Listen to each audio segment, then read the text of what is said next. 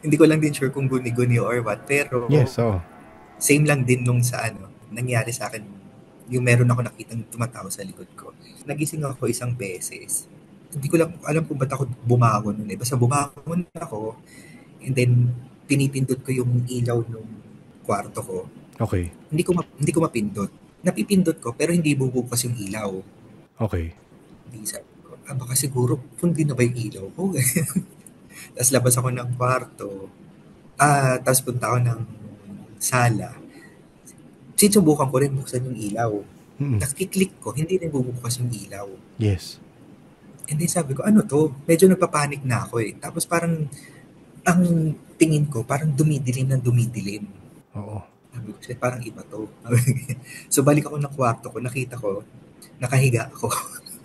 Oo, oo. Tapos, the next thing na naaalala ko na, andun na ulit ako sa sala natutulog.